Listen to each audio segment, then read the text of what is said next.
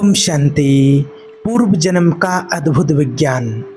आज देखिए, पूर्व जन्म को लेकर के लोगों के मन में तरह तरह के सवाल आते हैं, तरह तरह के विचार उनके अंदर उत्पन्न होते हैं कि आखिर हमारा पूर्व जन्म था तो कहाँ था, कैसा था, क्या हुआ था, पूर्व जन्म में हम कहाँ थे।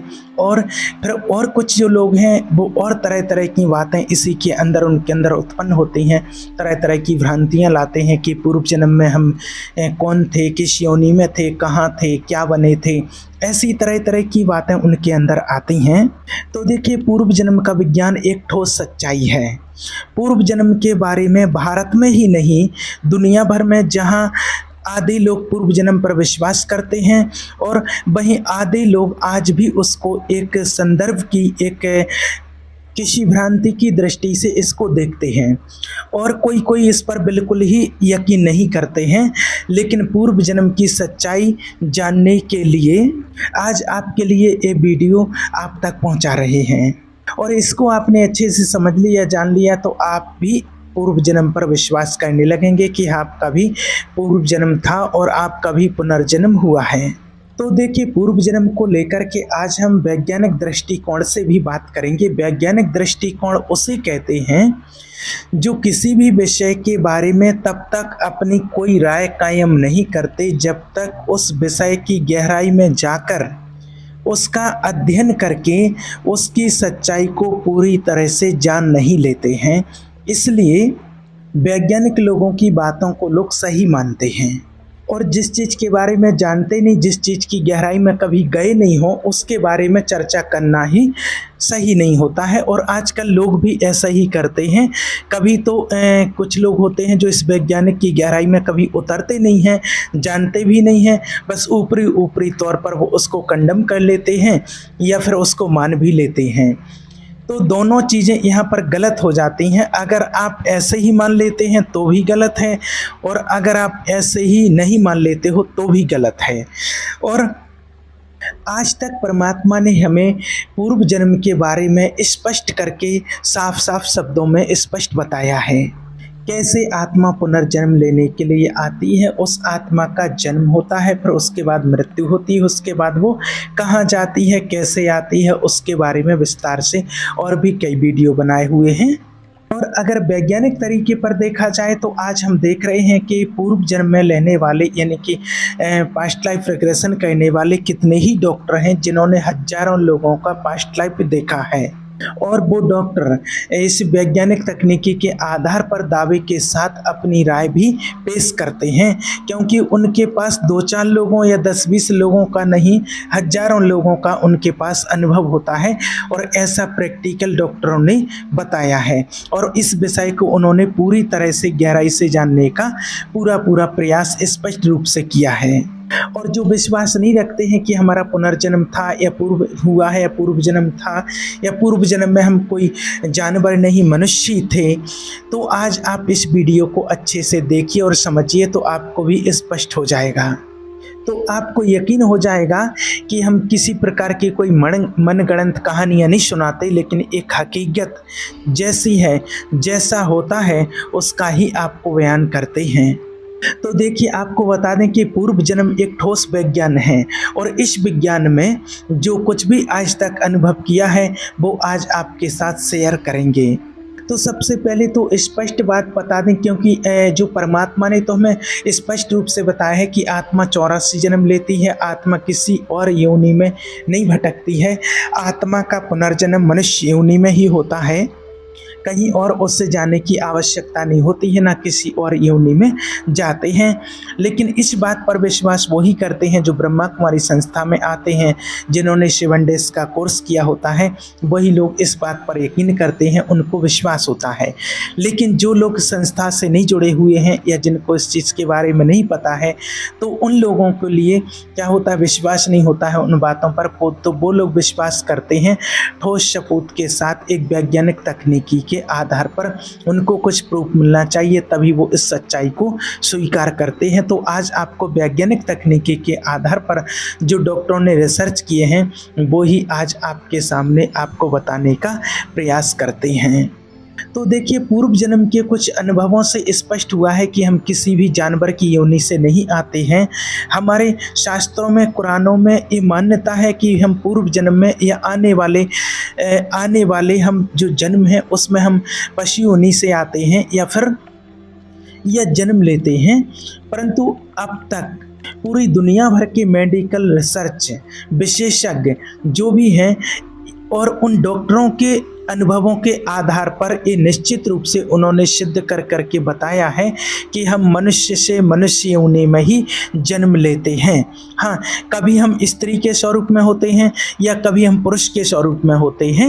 अब ये बात जब कोई भी सुनता है कि हम किसी भी कोई और जानवर योनि में नहीं जाते हैं, हम मनुष्य योनि में ही आकर के जन्म लेते हैं, तो अधिकतर लोगों को इस बात का विश्वास नहीं होता है। लेकिन आज आपको स्पष्ट बता दें कि आज दुनिया भर में हजारों क्या लाखों लोगों ने PLR करवाया है, अपने पूर्व जन्म को देखा है, अपनी पास्ट लाइफ को देखा है, लेकिन आज तक किसी ने भी ये नहीं कहा कि मैं कोई जानवर था, मैं पिछली बार गधा था, गाय था, घोड़ा था, बिल्ली था, हाथी था, क्या था। ये आज तक किसी ने भी नहीं कहा होगा। या फिर कोई जो बच्चे होते हैं उनको थोड़ा बहुत पूर्व जन्म याद रहता है, और जो छोटे बच्चे होते हैं तो वो जो बताते हुए आते हैं तो उन्होंने कभी ये नहीं बताया कि मैं पिछले जन्म में कोई जानवर था या मैं ऐसा था वैसा था। आज तक किसी ने भी नहीं बताया हो, किसी डॉक्टर ने किसी रिसर्च में बताया हो। तो आप मुझे बताइए कि अगर किसी ने भी कहा हो कि हमने देखा है कि पिछले जन्म में ये व्यक्ति कोई जानवर योनि में था, ऐसा आज तक किसी ने भी नहीं कहा है। बस हम पूर्व जन्म में जा कर के देखा है कि ये व्यक्ति फलानी जगह पर था, इसके साथ कोई हिसाब किताब जुड़ा हुआ था, ये पिछले जन्म में अगर फीमेल था तो अभी मेल है, और अगर अभी मेल है तो पिछले जन्म में फीमेल था। ऐसा स्पष्ट रूप से इन सारी चीज़ों को स्पष्ट किया है। थोड़ा सा और इसके ऊपर प्रकाश डालें तो आज दुनिया में लोग जो कहते हैं कि भाई कोई गलत कर्म करते हैं और गलत कर्म करने का नतीजा ये होता है कि अगले जन्म में उनको किसी पशु योनि में जाना पड़ता है, उनको किसी जानवर योनि में जा कर के जन्म लेना पड़ता है, ऐसा लोगों की मान्यता है। तो आज आपको स्पष्ट रूप से बता देते हैं कि अगर मान लीजिए किसी भी व्यक्ति ने कोई गलत काम किया है और वो अगले जन्म में जा कर के वो किसी पशु योनि में कुत्ता, बिल्ली, गधा, घोड़ा आदि जा कर के बन जाता है, तो क्या आप को कभी कोई व्यक्ति जो कुत्ता बन जाता है तो उसको कभी ऐसा एहसास होगा कि पिछले जन्म में मैंने कोई बुरा कर्म किया था इसलिए मुझे कुत्ता बनना पड़ा, गधा बनना पड़ा या हाथी, किसी भी पशु योनि में जाना पड़ा? कभी भी उसको इस तरीके से ये एहसास नहीं हो सकता है और ना होता है। जो भी योनियाँ दिखाई हैं तो वो मनुष्य की योनि में ही रह करके व्यक्ति को उन सारी योनियों का अनुभव कराया जाता है। यानी कि जैसी दुर्दशा आज जानवरों की होती है वैसे ही आज मनुष्यों की हो रही है, और मनुष्यों से भी बदतर।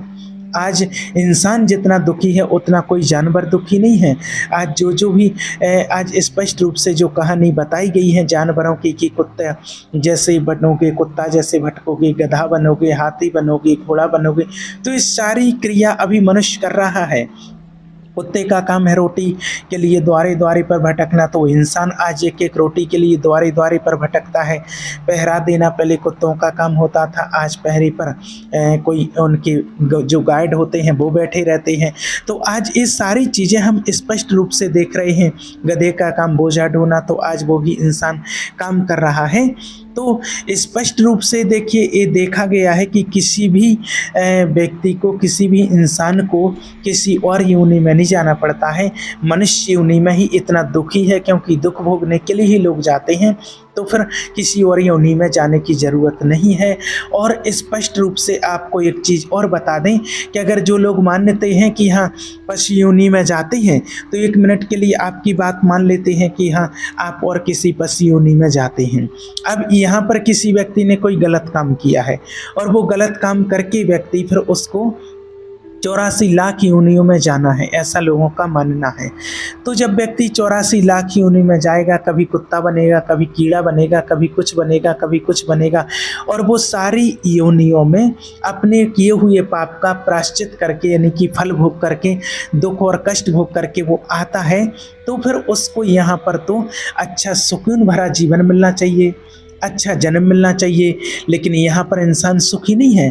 फिर यहाँ जन्म लेते ही साथ अपंग हैं, अंधे हैं, लंगड़े हैं, लूले हैं, जन्म लेते ही साथ ट्रीटमेंट इलाज शुरू हो गया। फिर ये सब क्या है भाई? जब हम पूर्व जन्म का किया हुआ पसी योनि में भोग करके आए हैं तो फिर यहाँ तो सबको अच्छा जीवन होना चाहिए, कोई किसी प्रकार का दुख नहीं होना चाहिए। लेकिन आज ऐसा जीवन फिर क्यों है? आप स्पष्ट करके मुझे बताइए। अगर किसी को कोई समझ में नहीं आता है तो आप कमेंट करके मुझे बताइए, और आप खुद बताइए कमेंट करके कि अगर इतना कष्ट भोग करके आए हैं लोग, 84 लाख योनि में पसी योनि में कष्ट भोगा है, फिर यहाँ पर इतने दुखी बच्चे जन्म लेते ही साथ उनका ट्रीटमेंट शुरू, खटिया पर पड़े, इतने हॉस्पिटलें भरी पड़ी, इतने बीमार, ये सब कुछ क्यों हो रहा है?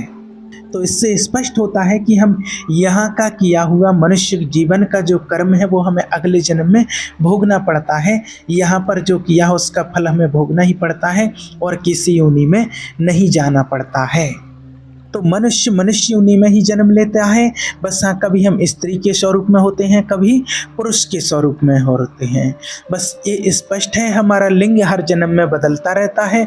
आत्मा के लिए लिंग स्त्री या पुरुष सिर्फ एक वाहन जैसा है, उसके लिए लिंग भेद नहीं होता है। मनुष्य एक भावात्मक विचारात्मक प्राणी है, उसके द्वारा पैदा किए गए संस्कारों के कारण उसको मानव स्वरूप ही धारण करना पड़ता है। अगर इसको विस्तार की परिभाषा में कहा जाए तो मानव आगे बढ़ सकता है, पीछे की ओर नहीं। पशु जरूर मनुष्य के साथ रहकर के उसके साथ भावात्मक परिवर्तन सिद्ध कर अगले जन्म में फिर से वैसे ही जन्म में उसको आना पड़ता है। और जो भावनाएं मनुष्य के अंदर विकसित होती हैं वो जानवरों में नहीं होती हैं, इसलिए वो एक ही तरह के बार बार जन्म लेते रहते हैं। हम कितनी ही हद तक पशु प्रवृत्ति को अपना लें, लेकिन हमारा जन्म तो मानव योनि में ही होगा। इसमें कोई शक नहीं है कि हमने बहुत सारे धरती के हर एक चीज़ों से, हमने हर प्रकार से अपने आप को ट्रैवल करते हुए या यात्रा करते हुए हम इस मानव योनि में पहुँचे हैं। आप विश्वास कीजिए, आप कभी भी किसी और योनि में नहीं थे, आप मनुष्य योनि में ही थे और मानव के रूप में ही पैदा होता है। और दूसरी बात, हमारी कोई जात पात नहीं होती है। जिस प्रकार आत्मा के लिए लिंग भेद नहीं रह जाता, उसी प्रकार आत्मा के लिए कोई जात पात नहीं होती है। जात पात मानव एवं समाज जनित है। जिस तरह से फलों की कोई जात पात नहीं होती है, जिसके खेत में पैदा हो गया उसी का फल माना जाता है।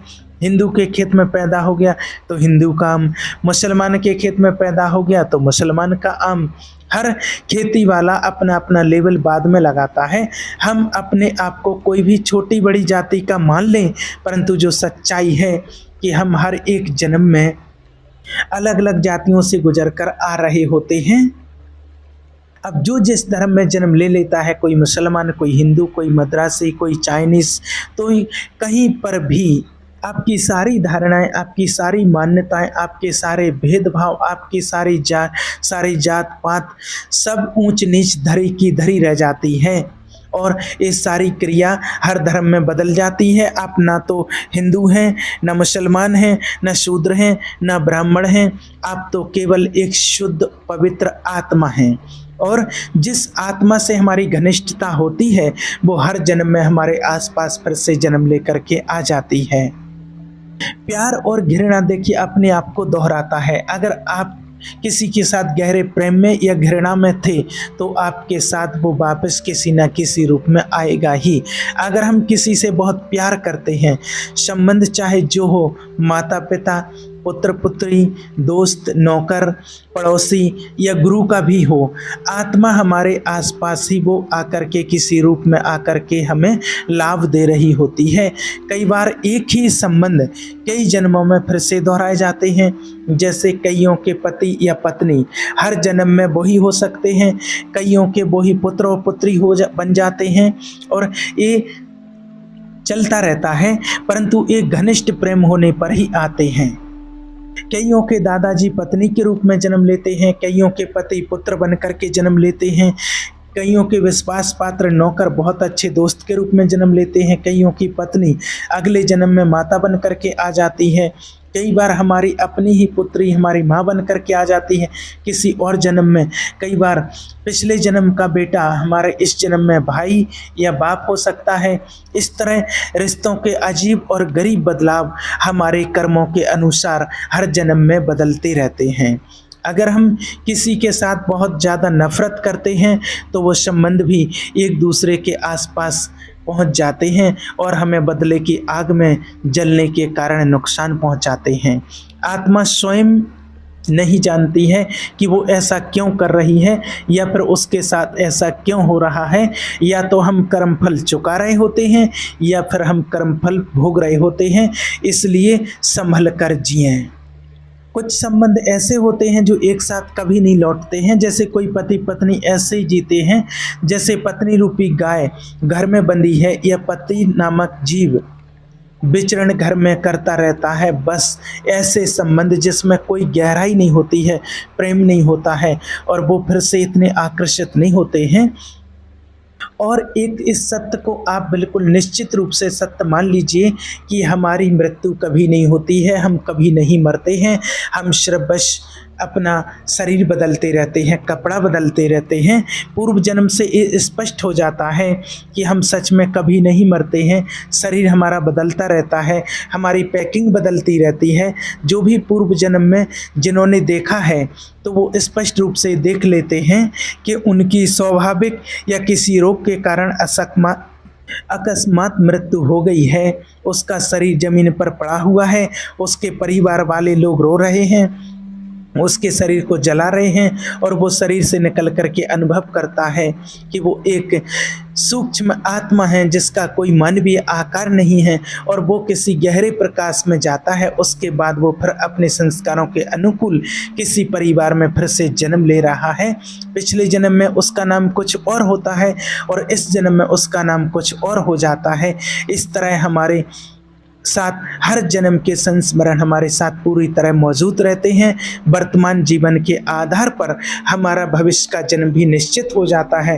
पूर्व जन्म की कार्यशाला में ऐसे हजारों लोगों को ऐसा देखा गया है और जितने भी लोगों ने अपना पूर्व जन्म देखा है, पास्ट लाइफ करवाया है, तो उन्होंने हर जन्म में अपने एक नए नाम से अपने आप को देखा और अपने नए परिवार वालों को देखा, अपने नए व्यवसाय को देखा, नए शहर को देखा। लेकिन किसी ने भी किसी पसी योनि में अपने आप को कभी नहीं देखा।